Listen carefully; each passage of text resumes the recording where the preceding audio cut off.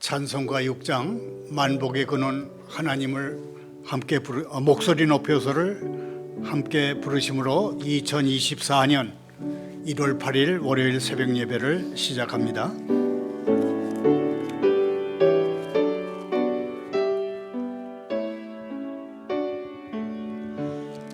목소리 높여서 주 찬양하여라. 영광과 권세와 존귀와 위엄을 온들이 다스리시는 만왕의 왕께 돌려라.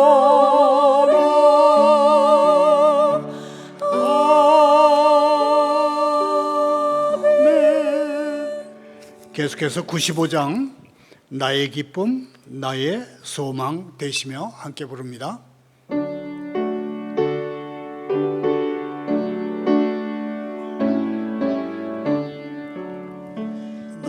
나의 기쁨 나의 소망 되시며 나의 생명이 되신 주 밤낮 불러서 찬송을 드려도 늘 아신 마음뿐일세.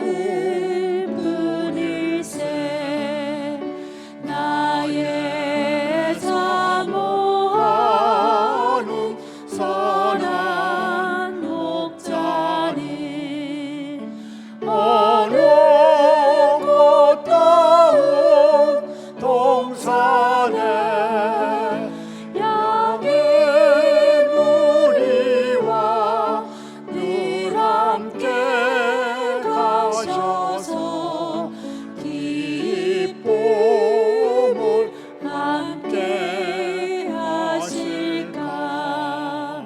길도 없이 거친 넓은 들에서 갈 길 못 찾아 애쓰며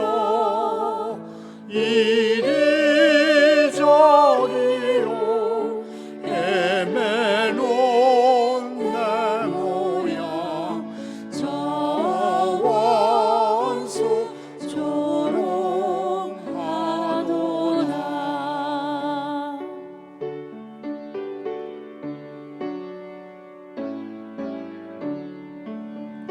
주의 자비롭고 화평한 얼굴 모든 천사도 반기며 주의 놀라운 진리의 말씀에 전지가 화답하도다. 나의 진정 사모하는 예수님 음성조차도 반갑고 나의 생명과 나의 참 소망은 오직 주 예수뿐일세.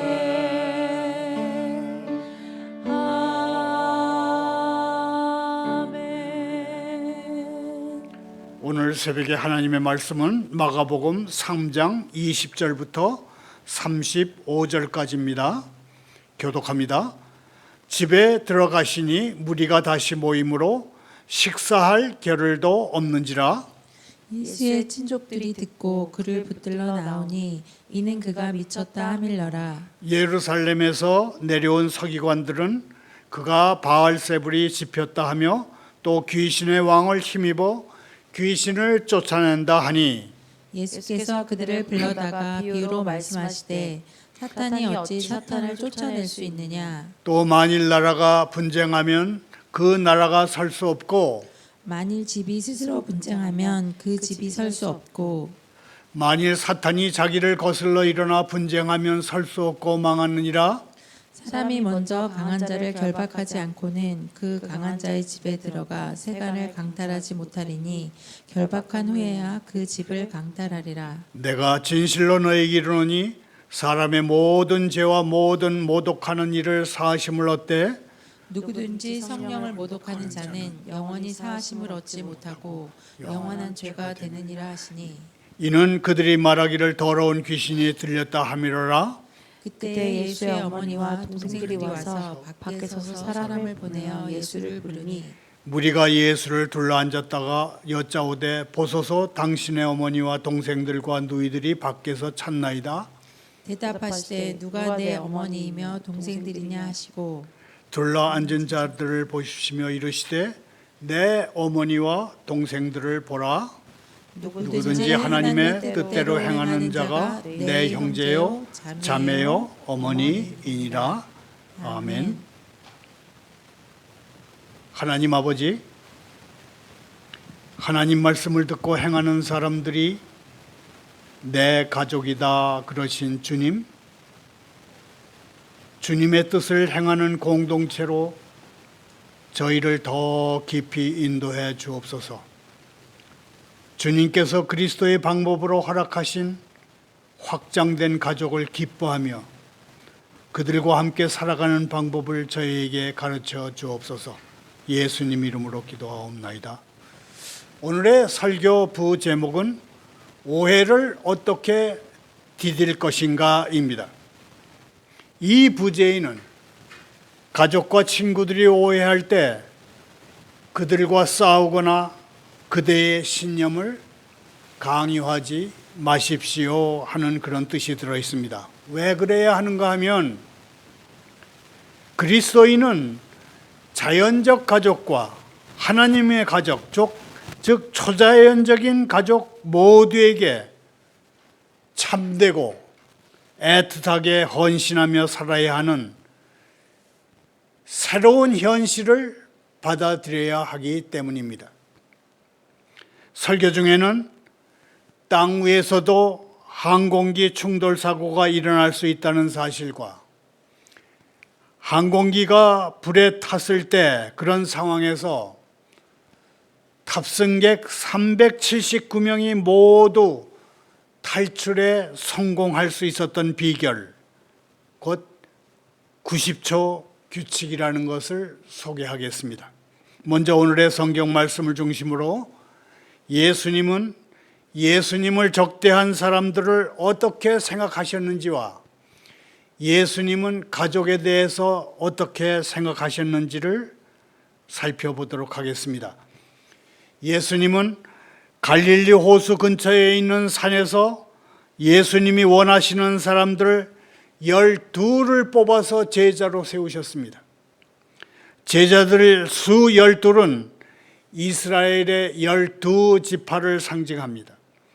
예수님이 옛 이스라엘의 12지파를 상징하는 제자 12명을 세웠다는 사실은 예수님이 바로 이스라엘을 그분의 백성 삼으신 여호와 하나님이심을 드러냅니다. 당신은 스승과 제자 사이에서 제자가 스승을 선택하는 그런 시대였습니다. 그런데 제자될 사람들이 스승을 선택하는 것이 아니라 예수님이 제자들을 선택하셨습니다. 이는 관습에 얽매이지 않는 예수님의 일 처리 방식이다, 그렇게 얘기할 수 있겠습니다. 예수님은 두 가지 일을 맡기기 위해서 12제자를 선택해서 세우셨습니다. 첫째는 전도를 위해서입니다. 하나님 나라의 복음 선포가 예수님이 12제자를 세우신 첫 번째 목적입니다. 둘째는 귀신 내쫓는 권능을 가지기 위해서 세우셨습니다. 제자들이 갖게 될 권능은 마귀를 꼼짝 못하게 다루는 능력입니다.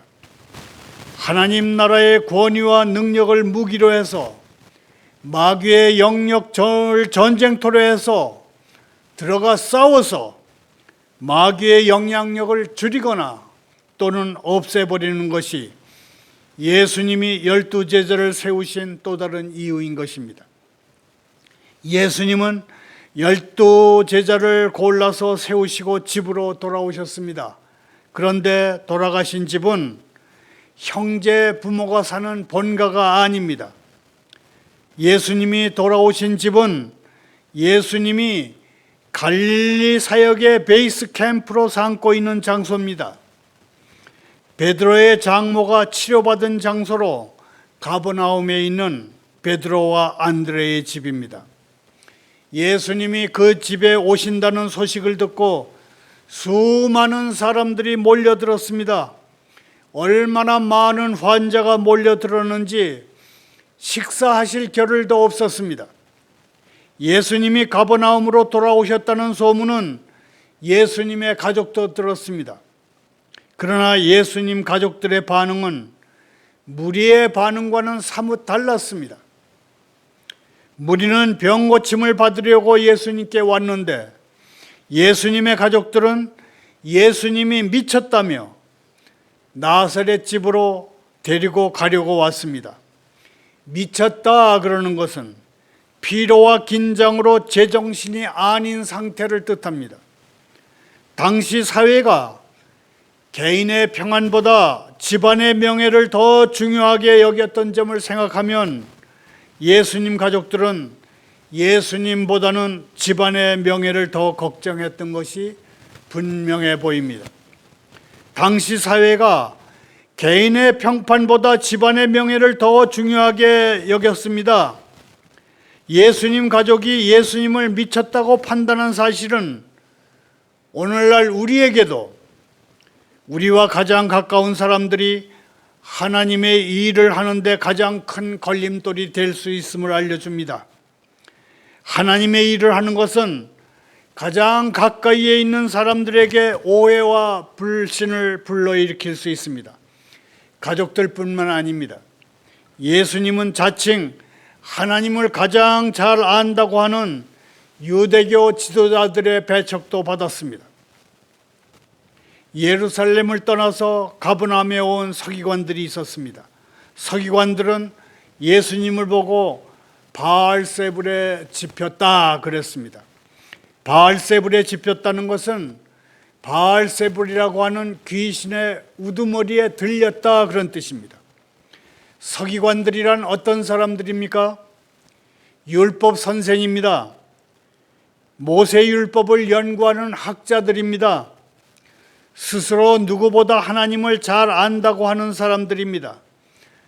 그런 서기관들이지만 하나님과 악귀의 우두머리쯤 되는 바알세불을 구별하지 못할 만큼 영적으로는 분별력에 있어서 형편없는 사람들이었습니다.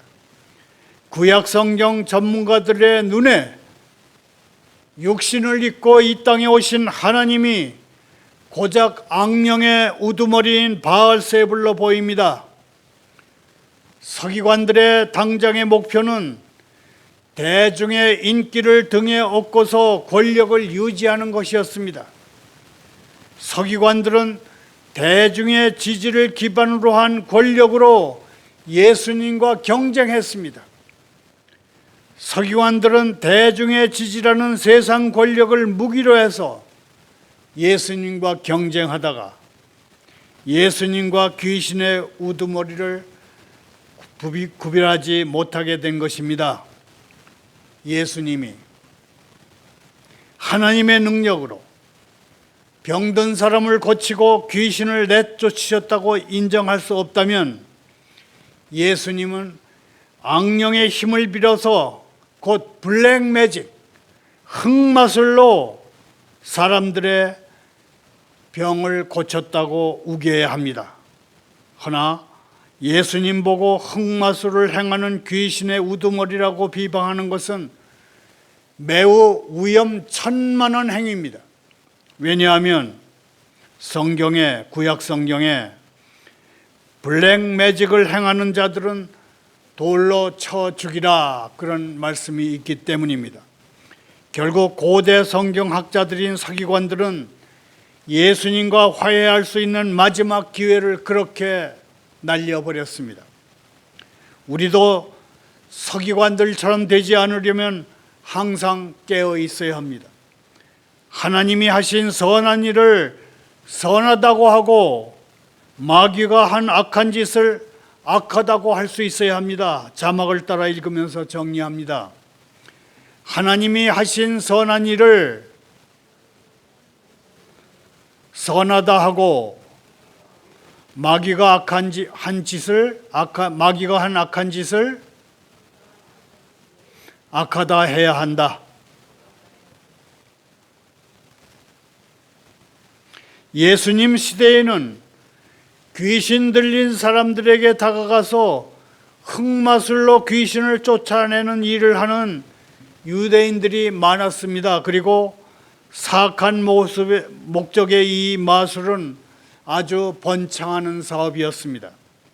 예수님은 돈벌이에 눈먼 사람들, 곧 예수님을 헐뜯고 다니는 서기관들의 억지 주장을 바로 잡으시면서 이렇게 말씀하십니다. 강한 사람의 집에 들어가서 물건을 털어가려고 하면 먼저 그 사람을 잡아 묶어야 한다. 그렇지 않고는 그 집을 털 수가 없다. 예수님은 이미 광야에서 사탄의 항복을 받아내신 분입니다. 예수님이 귀신을 쫓아내신 것은 바알세불이라고 하는 사탄의 우두머리의 힘으로가 아니라 그분을 복종시킨 하늘나라의 권위와 능력으로 하셨습니다. 예수님은 서기관들에게 하나님이 하시는 일을 사탄의 짓으로 비틀어서 하나님을 욕되게 하지 말라고 경고하셨습니다. 성령을 욕되게 하는 일은 용서받지 못합니다. 심지어 메시아를 거역해도 용서받지만 성령을 거역하게 되면 이 세상과 오는 세상에서 영원히 용서받지 못합니다. 그렇다면 구체적으로 어떻게 하는 것이 성령을 거역하는 죄, 영원히 용서받지 못할 죄를 짓는 것일까요? 끝내 고집하면서 하나님의 구원을 받아들이지 않는 것이 영원히 용서받지 못할 행위인 것입니다.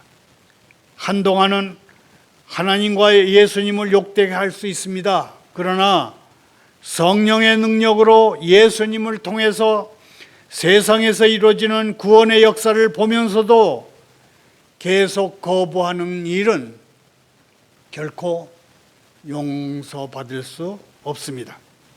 누구든지 성령을 모독하는 사람, 예수님이 귀신 들렸다고 말하는 사람은 영원히 용서받지 못할 것이며 영원한 죄를 짓는 것입니다. 잘못된 신학은 생명으로 인도하는 것이 아니라 죽음으로 인도합니다. 우리가 신학을 가지는 것이 중요한 것이 아니라 어떤 신학을 가지느냐가 중요합니다. 우리는 이 사실을 깨닫고 있어야 합니다. 말을 맺습니다. 마가복음 3장 33절부터 35절을 다시 읽겠습니다. 대답하시되 누가 내 어머니이며 동생들이냐 하시고 둘러앉은 자들을 보시며 이르시되 내 어머니와 내 동생들을 보라.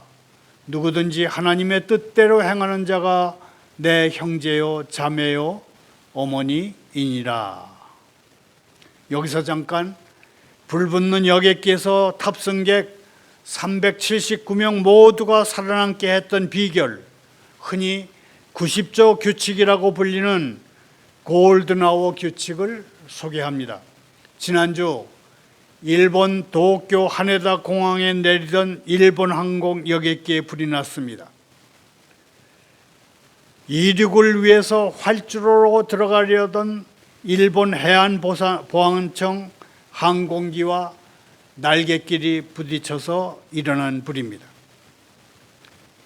여객기 탑승객 397명은 모두 불타는 항공기에서 탈출하는 데 성공했습니다. 신문 방송들은 일제히 90조 규칙을 철저히 지킨 덕이라고 했습니다.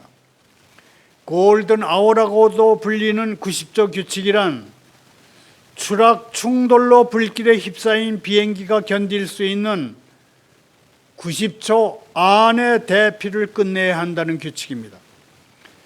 90초 규칙은 구체적으로 두 가지 행동 지침을 제시합니다.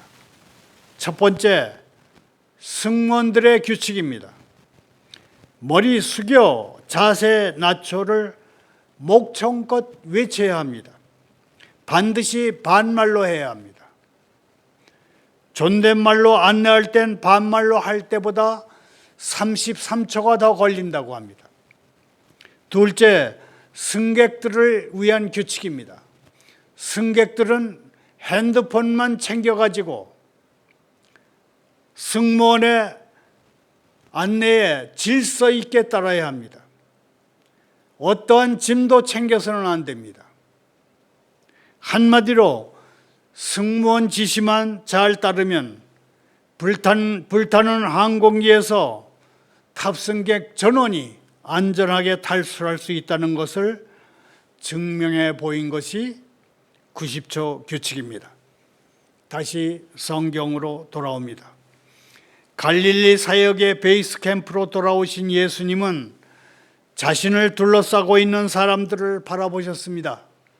많은 사람이 메시아이자 그리스도이시며 구원하시는 분이신 예수님을 따르기 위해서 또 예수님 왕국의 시민이 되기 위해서 모든 것을 버리고 왔습니다. 예수님은 예수님을 기다리고 있는 사람들을 그분의 가족으로 여기셨습니다.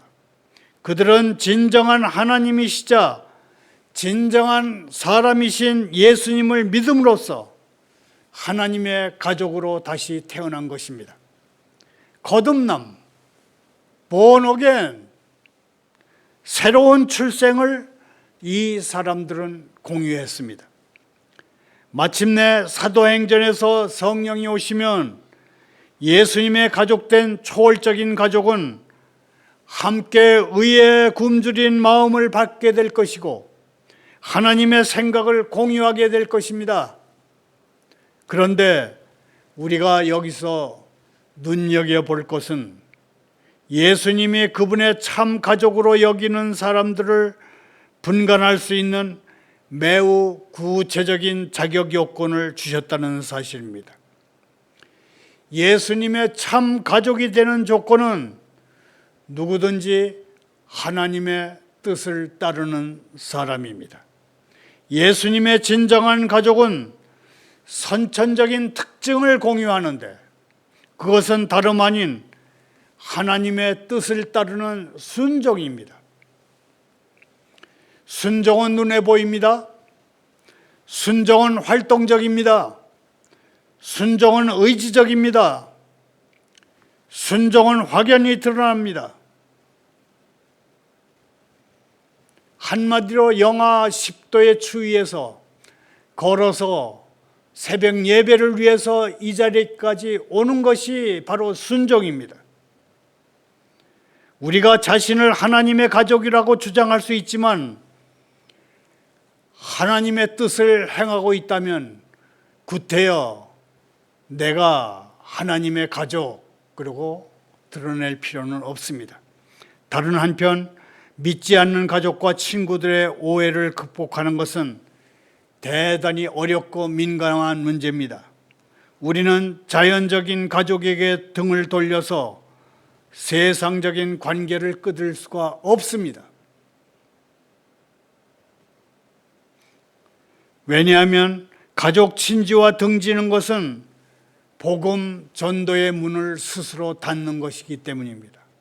그렇다고 부모님을 공경하고 친구와 가족을 기쁘게 하기 위해서 우리를 구원하신 주님께 불순종할 수도 없습니다. 가족에게 등을 돌림으로 복음 전도의 문을 닫을 수도 없고 부모, 가족, 친지를 기쁘게 하기 위해서 우리를 구원하신 분께 불순종할 수도 없는 이 문제를 어떻게 처리해야 할까요? 가족과 친구들이 오해할 때 그것을 딛고 설 수 있는 간단한 3가지 지침이 있다고 생각합니다. 첫째는 직시하는 것입니다. Look straight at. 그리스도 안에서 새로운 탄생을 경험하지 못한 사람들은 그대가 지금 경험하고 있는 영적 관계를 어느 정도밖에는 이해하지 못합니다. 그들이 이해하지 못하는 것을 그대로 받아들여야 합니다. 그것이 직시하는 것입니다. 둘째는 받아들이십시오. Accept. 그대의 관점, 그대의 우선순위, 그대의 지향점을 그들에게 강요하지 마십시오. 그대와 그대의 믿음을 대하는 그들의 태도는 절대로 그대가 컨트롤할 수 없습니다. 그냥 그 현실을 받아들이십시오. 셋째, 적응하십시오. Adjustment. 믿음의 삶을 살면서 믿음 없는 사람들을 위해서 그냥 기도하십시오. 복음 전도 책자 같은 것을 그들에게 뒤밀지 마십시오. 그들에게 기도하자고 하지 마십시오. 그래서 그들과 굳이 멀어지는 행위를 피하십시오. 이제 자연적 가족과 하나님의 초자연적 가족 모두에게 그대가 진정으로 헌신하며 살아야 합니다. 자연적 가족과 초자연적 가족 모두에게 헌신하며 살아야 하는 새로운 현실, A new reality, 신앙인으로서의 현실을 우리는 받아들여야만 합니다. 제가 직시하고 받아들이고 적응하라 그렇게 말한다고 해서 저 사람 미쳤어 하는 가족, 친지의 오해를 극복하는 일이 쉽다 그렇게 말하는 것은 아닙니다. 오해를 디디는 것은, 오해를 극복하는 것은 평생 내면에서 줄다리기를 하는 것 같습니다. 협상을 해야 하는 것입니다. 세상 가족에게 굴욕감을 주지 않으면서 하늘 가족을 존중해야 하기에 우리에게는 주님이 주시는 능력과 지혜가 필요한 것입니다. 내가 어떤 태도를 취해야만 믿지 않는 가족과 친구들을 소외시키지 않으면서 우리의 참된 구주이신 예수 그리스도께 헌신하며 나아가려면 예수 그리스도의 도움이 필요합니다. 그래서 우리는 기도해야 합니다. 자연적 가족과 초자연적 가족을 모두 마음에 품고 기도하면서 하나님의 능력과 지혜를 구하며 나가는 복된 하루, 또 새로운 한 주간이 되기를 소원합니다. 감사합니다. 기도합니다. 주 예수 그리스도시여, 저희의 삶이 주님의 사랑에 대한 대답이 되기를 원하나이다. 저희의 행동과 말이, 저희의 생각과 꿈이 예수님 안에 계신 주님의 그 위대하신 실체의 응답이 되기를 원하옵나이다. 그리고 저희의 이기심과 교만을 지적하시는 주님의 질문에 응답하며 살 수 있기를 원하옵나이다. 중국과 러시아가 유엔 안전 보장 이사회 상임 이사국들로서 돌이켜서 세계 평화를 돕고 인류의 천부적인 권리를 지키는 자리로 돌아올 수 있게 하나님께서 다스려 주옵소서. 예수님의 이름으로 기도하옵나이다.